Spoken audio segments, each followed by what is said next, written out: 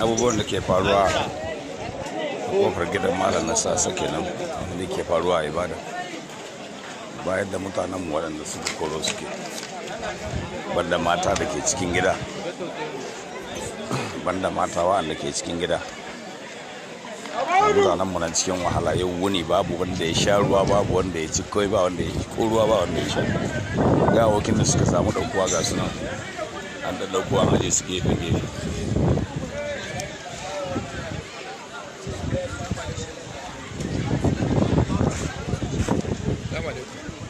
Salam.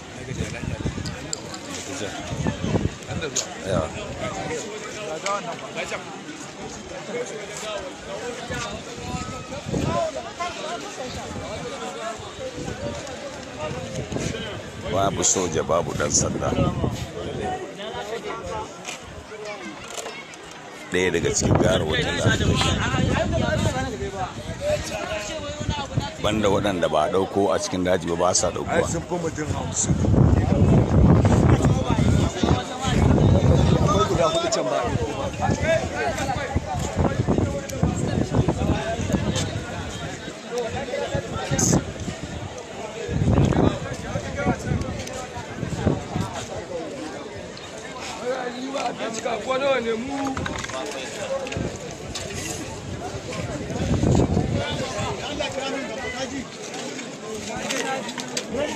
Gawaki cikin gawakin da aka samu ɗaukuwa akwai wa'anda ba su ɗaukuwa.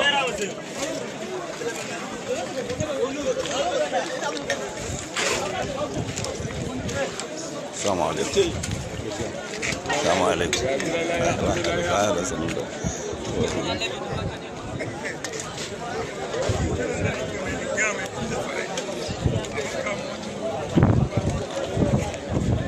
Assalamu alaikum. Sanunku yawa sanunku da yawa. Wanda suke faruwa kenan a Ibadan tun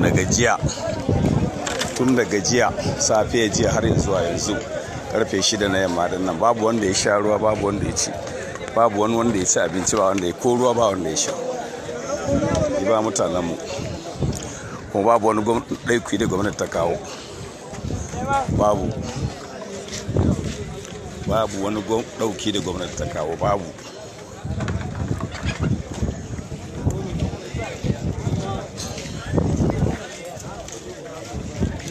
Muna bai kawo ɗauki ba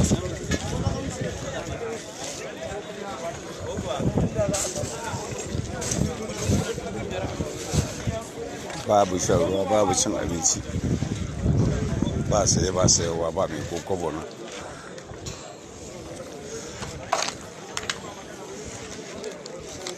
sai samu alaikum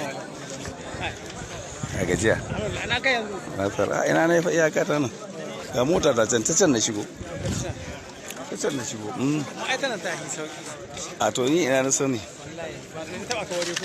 to an dai shigo tun da gani alhaji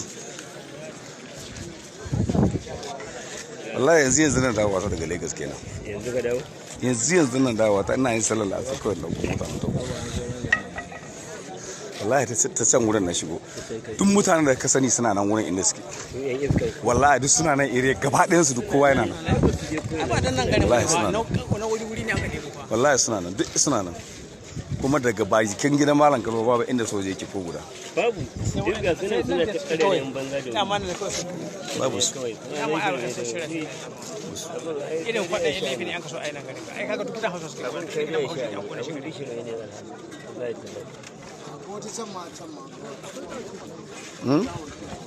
a ƙasa sun shekarar jiya nake neman hanyar da zan fita in je ina ban mata muka so ɗauka yanzu na mata so ɗauka da mu